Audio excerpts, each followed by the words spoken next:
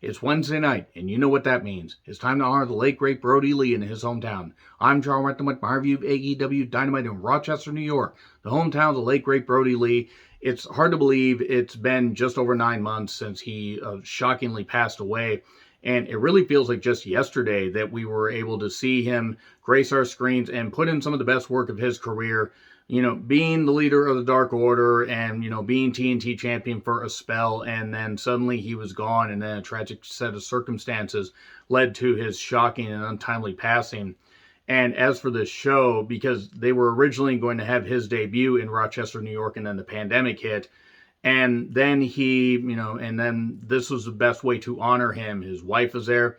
His son, -1, the leader of the Dark Order. Friends and colleagues were there, and many people were putting over Brody Lee, talking about the John Huber Foundation. There's a t-shirt out, and all the proceeds go to the John Huber Foundation.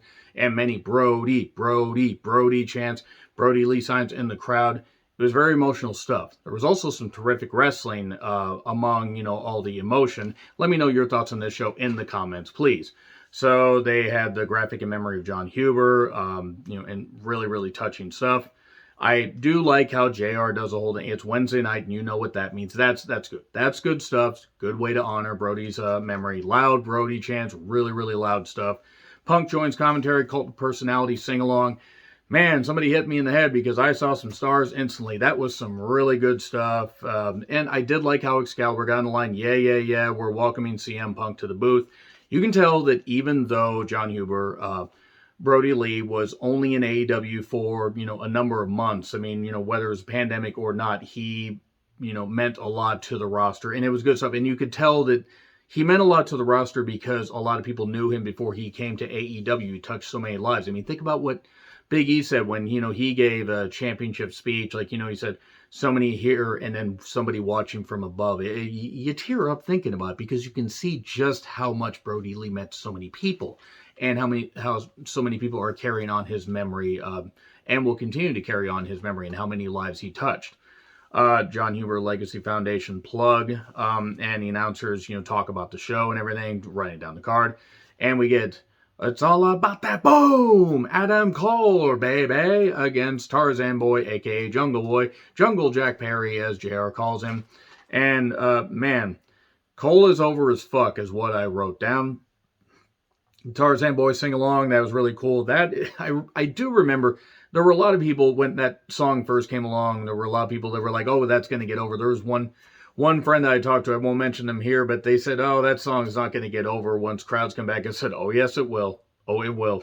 I said, "With this crowd, with this fan base, it's going to get over." And a song that catchy, and it has. It has added a lot to him. He doesn't need to cut promos. He can cut the occasional one just a little bit, but he just needs to be given bullet points, and they can go out there and perform. And I gotta say this, he has his dad's natural charisma and presence on the screen. He does. It's in a different avenue, but you can absolutely tell he's Luke Perry's son. Obviously, he looks like him, but just that presence. He has that physical charisma. And Punk was a mix of analysis and snark. Punk was great on commentary. This is the best way to utilize him when you don't have him wrestling. And he did have one funny line that I'll get to here in a little bit, but the crowd was up already. Cole toys with him at first. Jungle Boy fires back. This was a great way to open the show, by the way. It wasn't as good as Bryan Danielson versus Kenny Omega to open up Dynamite Grand Slam. No, and there was no way it was going to be. But this is back-to-back weeks where they open the show hot, and this was really good stuff. More of a veteran, even though Cole's a young guy, he's still got plenty of years left in wrestling. It's a veteran against a younger guy, and it was the perfect balance. Really, really good stuff. So there were chops and kicks and nice, arm drag off the ropes. That was really well done. And then the tumble off the top, and he tweaked his knee. Jungle Boy tweaked his knee. Oh, no, how's that going to factor in? And then Shivani said, "I don't want to pick sides, but I can't stand Adam Cole." I like how Punk laughed in the middle of that. That was pretty good stuff. And then there was, some hammer throw into the turnbuckle. Cole was just toying with him at this point. A huge lariat by Jungle Boy. And I did like how Punk got in this one line. He said, "No one's going to jump me. I took out a Lloyd's of London policy on myself and the table." Read up on Lloyd's of London as far as, I believe Rick Rude, Kurt Hennig, Road Warrior Animal, I believe, had one. I think Bret Hart even had one. A lot of wrestlers did. And then they found out that they were kind of getting taken as far as some of this. But anyway, JR did say, I've heard of that racket, I mean company, and that was pretty good. And then we get a drop kick in the corner. Jungle Boy, did some good stuff. We got a Ushigoroshi by Cole. Great stuff. Poison Rana. I don't like the Poison Rana no matter who's giving it. At least they didn't do it on the apron, the hardest part of the ring, like they do in New Japan. Weird DVD variation, kind of a twist slam 1-2. And then we get a super kick and outside. And then Jungle Boy did a really nice Rana to the outside after getting back in. He's selling his knee. What a maneuver, Punk says, channeling Vince McMahon on commentary. The referee was out of position after a Panama Sunrise. Oh no, what the hell's going on? Cole's kind of in the way, and then low blows Jungle Boy while referee Aubrey's out of position and hits the last shot. 1, 2, 3. And there you go. That's about it. Now, they did do a cool snare trap spot just before that, and then Cole had to resort to the low blow to get that. But he won. And then the Elite, the Elite. Now, mind you, they come out, and Jungle Boy was laid out in the ring, so I guess he just toodled off there. Why are the Good Brothers, home of the Good Brothers? May we take your order, getting mic time? Because, man, Carl, there's a time and a place. Anderson really isn't that good. I'm sorry. They're the Impact Tag Team Champions. Those tag team titles used to mean something. What in the world were the Bucks wearing is what I was wondering. I do have to say, though, as much as I knocked the Bucks, I did like the poignant comments they had during the Double Life of Chris Kanyon Dark Side of the Ring episode. It seemed like he meant a lot to them, not just as fans, but that they got to work with him a bit. So that was cool.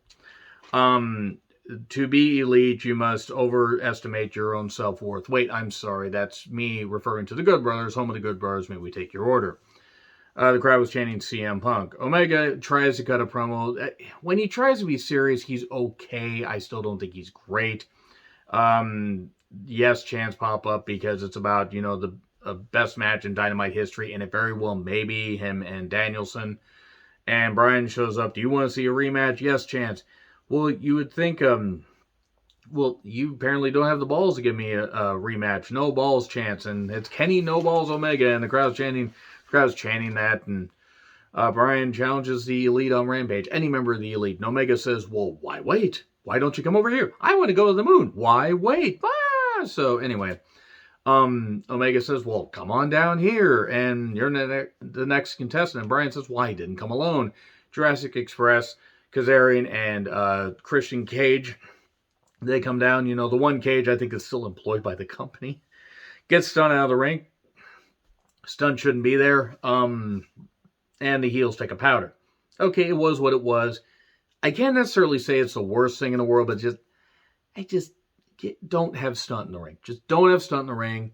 Leave him back there. He doesn't need to be in any matches. He doesn't even need to be at ringside. The novelty to me wore off a while ago. That being said, it was what it was, and Brian at least seems to have to be there and being willing to work with the Elite despite the goofy stuff they wear. But hey, him and Omega had a hell of a goddamn match to open the show last week. One of my favorite matches of the year. So Andrade interrupts the Lucha Bros and asks where Pac is and talks about the AAA Tag Team Championships and says, hey, I have friends that can take those.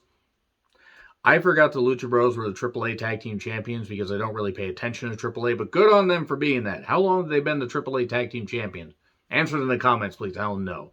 Okay, so Matt Sydal and Dante Martin took on Cody and Lee Johnson with Arn and Brandy. Okay, so many boos for Cody. My goodness. My exact comments, Brandy needs to fuck the hell off. I know it's for Rose to the Top, and I'm sure that there is a purpose for that, to stroke their egos. Cody is getting massively booed, and rightfully so, because the fans are sick of him. Cody sucks chance. He got some cheers. It wasn't quite as egregious as, the stadium show, but, that's because of a smaller building, but it was still pretty loud. Cody was telling Lee to do the work. Arn was upset because he wanted Lee to start. Lee and Dante show up. Dante's going to be a freaking star. Lee Johnson's very good as well. And it was veterans teaming up with young guys. That's fine. Cody got tagged. Massive boos. Vertebreaker by Cody for 2. Missile drop kick by Dante. My goodness, this kid's great. I feel bad for saying kid, but he's 20. I'm 40, so I guess I'm qualified to say that. And he hits a double jump moonsault for 2. Lee tags himself in. And it's Lee Goroshi. I actually don't know what the fuck he calls that. 1, 2, 3. I've heard the name before, and I can't recall. But anyway, he gets that for 3. Shivani then comes to interview them. And Cody basically calls out Malachi. Arn then tells Cody, just stop talking, stop talking. Malachi used me to get to you and then beat us all up and everything. He talked about how yells at him for basically checking on, leaving the boots in the ring. We didn't talk about that. You checked on me when you could have beat him in the rematch. And then says Malachi is an assassin. He's a predator. Says, well, you're the kind of guy, Cody, when you're at a red light, a guy rips open your door, demands your car and everything, and you say, okay, just don't hurt me. I'm the kind of guy where I pull out the Glock, I put it against his skull, and what did he actually say? I paint his, or I spill his brains all over the concrete. Okay. I mean, I'm not saying that Arn wasn't legit tough and probably wouldn't still do that, but that was a bit out of left field. I wasn't against it. I did see a little bit later, I checked back, some friends of mine, because I hadn't watched this live because I was working. Some friends of mine were like, oh, that's too far. I don't think it was too far. I just think it was weird. Like, Arn's like, hey, I'm just going to shoot this guy if you're not going to take care of him. So, okay, he's going to shoot Malachi Black next time? That's a bit weird. But Arn even says, I'm too old, but that's what I would have done. And back in my day, when men were men in tights. Bit weird. He says, grab the Glock. So I guess Brock Glock Anderson is his name. Brock Glockster, da-da-da-da-da-da. Anyways, he says, I don't want to coach a loser. Come on, Lee, at least you listen to me. Listen to Lee. Worked hard on that one. All right. Okay, bit odd. It wasn't a bad promo. It was just a bit out of left field. Wild thing, you make Rochester sing. Okay, doesn't have the same catch. Mox, Kingston, and Darby with Sting. And they took on Bear Country and Anthony Green, the former Austin Gray from NXT. Good to see the Bear Boulder seemingly recover from any injury scare that he had during the Universal Studios tapings. I don't know how long ago those were, but still good because it looked like he might have hurt himself. It was a jump start, loud Eddie chants. And what's Darby doing? Punk is asking. I was asking that when I saw Darby at numerous indie shows.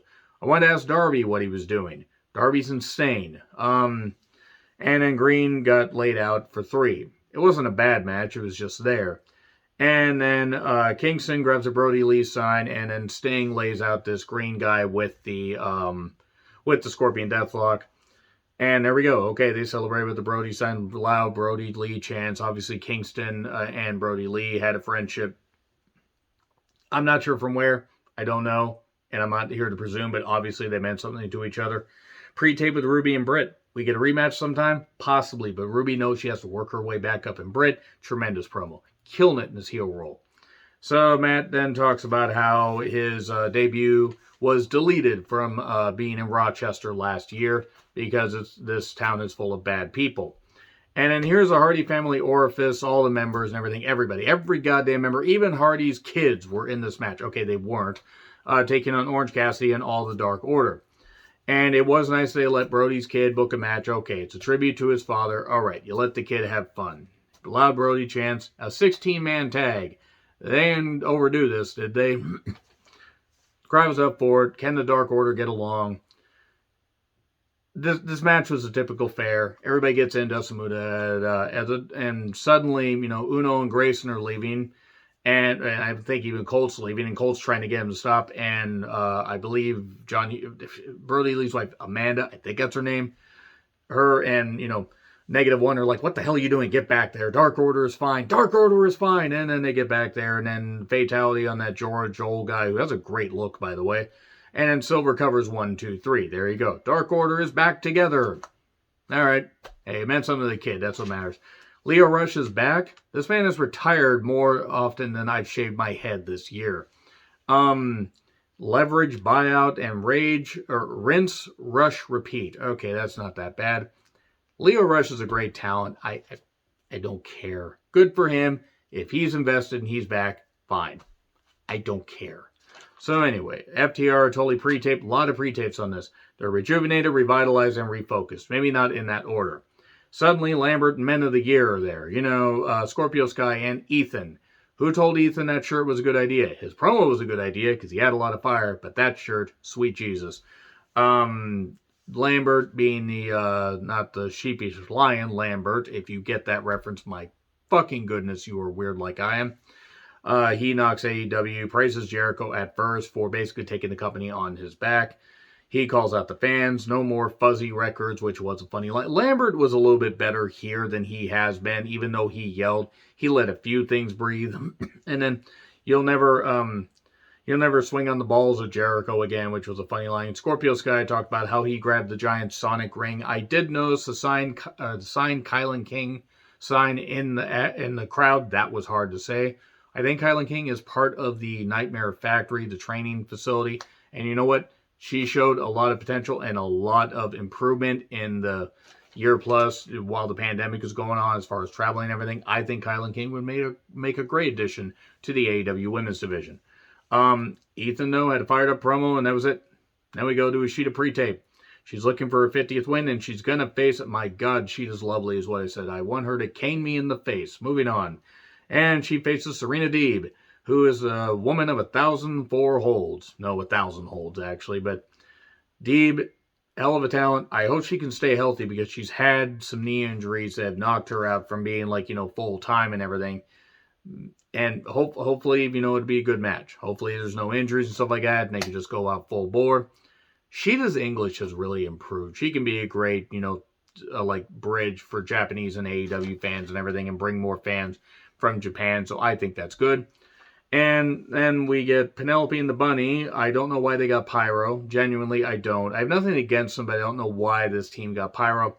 And Ty Conte and Anna Jay have Mortal Kombat type music. Ty J, fight. Okay, this match is still happening. Oh, wait, I'm sorry. This match happened, but it just seems like this match has happened forever and a day. I don't mind undercard feuds. Penelope is, I think, about where she is, and the Bunny is just not good. Ty Conte is a good athlete, and Anna Jay is a prodigy. Breathe the pressure. Come play my game, I'll test you. And eventually there was a Queen Slayer and scissoring for the win. I always love to see scissoring between... Moving on. I always love to see that because it just proves that when you scissor somebody correctly, they will stay down.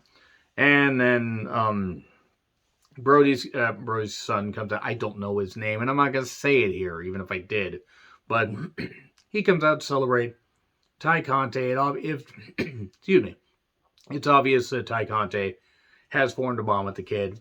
And you know what? Anna Jay being a member of the Dark Order. Good stuff. It meant something to the kid. It was in his dad's hometown. So good. And then we get a pre-tape with Jade, Nyla, and Rosa. It's going to be, or Thunder Rosa, that is, a three-way on Rampage. Oh, boy. Oh, boy.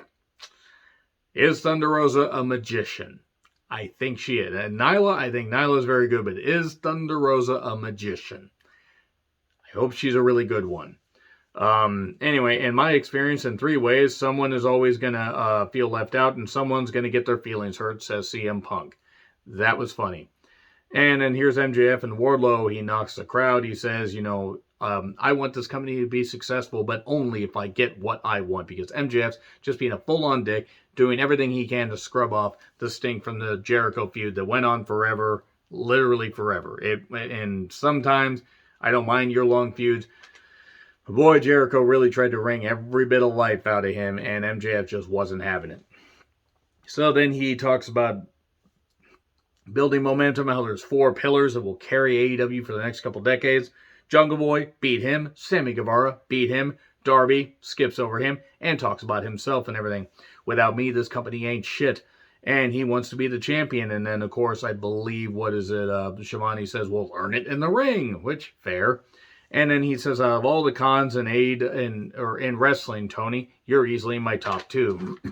But he says, CM Punk chants, and he talks about, if I don't get what I want, go back to my MLW days. I've got Bruce Pritchard's number on speed dial. Ooh, great. So he can be lied to because Bruce Pritchard's a goddamn liar. And I did like, though, how CM Punk said, everybody's got Bruce Pritchard's number on speed dial. It's not a big deal. Here's Darby. And he says, oh, man, it's like, oh, look, it's Freaky Deaky Darby. And he says, as much as I love the whole school shooter mime on a skateboard routine. Jesus. God damn it, MJF. He says, you were interrupted because you're jealous of me. And he says, it talks about number 2 guys and everything, Lou Gehrig, Mark Messier, but I'm Michael Jordan, Mario Lemieux, all that stuff and everything. You know a number 2 guy? Sting, but I'm number 1. And then Darby knocks him and tells him to go. You could just go. Nobody would care. Nobody would miss you. I mean, and this is Darby's best promo in all honesty. He says, I'm AEW for life until death. How can you be number 1 when I'm the only one among us that's won a championship? Burn in truth. And then he says, well, I respect you because you're straight edge. Well, and you know why Darby's straight edge? Because he hopped in a car with his drunken, sloppy, alcoholic uncle. And then they had a little accident. And, well, well, you didn't come out of that all that good, did you? It's like he ended up dying. It's like, well, that's a travesty because the wrong guy died on that night. I mean, it's MJF. He said the shit about Brian Pillman Sr. It works.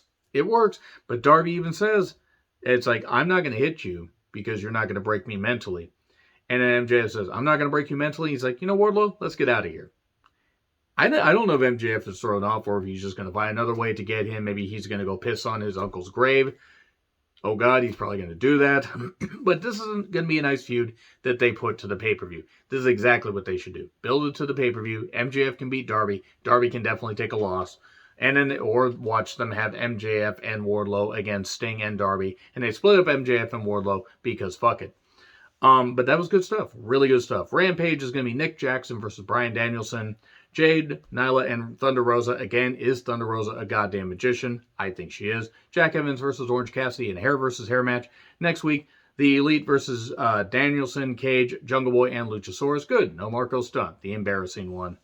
And then Sheeta versus Serena Deeb. Casino ladder match. Just suddenly, out of nowhere. So, Sammy and Miro do a pre-tape and everything, hyping up the main event. Miro versus Sammy, big fight field. Miro just dominated him for a while, beat him down. Sammy kept coming back. The crowd was up for it. Necklace choke, that was some good stuff. And then crossbody by Sammy, launching them both over the ropes. The step spot to Miro, it looked like, he's going to get affected. Maybe they could target the neck, because he had that neck surgery and his neck is weak. It's susceptible to stuff. Caught shooting star, bit of an awkward move, but he did do a good toss. Nice recovery there. And then, there was a layer Spanish fly by Sammy to target the neck. Good stuff. He did some other good stuff. Sammy did dives over the top, to the floor with really, really good spot over the post. Really good. And then he's just trying everything. Miro hit a winding slam and some other good stuff that they were doing. Super kick. Sammy rolls outside, and then Miro just rips the turnbuckle pads off. Del Sol comes down, and then he gets knocked down. And then, slammed into the buckle, and GTH, after a tornado DDT, GTH, 630. Haven't seen that since Terrell Clark, actually. Seen it since Terrell Clark. Terrell Clark underappreciated, though. 1, 2, 3, new champion. Sammy Guevara, new TNT champion. I was a bit surprised they had Miro lose it, but you know what? Sammy Guevara winning it is perfectly fine. And then later, during Road to the Top, which I didn't watch, I just heard them plug it, so I skipped to the point where Sammy Guevara is being interviewed backstage, and he was being challenged by the Men of the Year for Down the Road. Okay, at least they're putting him in something. And it's apparently going to be Sammy Guevara against Bobby Fish next week. Okay, Bobby Fish just suddenly being thrown in there, so half the Undisputed Era is in AEW, and half the Undisputed Era is in WWE. Half of Red Dragon is in AEW. Anyway, so I gotta say, though, pretty damn good show. Pretty, emotional stuff. Really good pace. Anyway, let me know your thoughts in the comments. Like, share, subscribe, Twitter handle in the description. I'm John Retlin. I'll see you soon.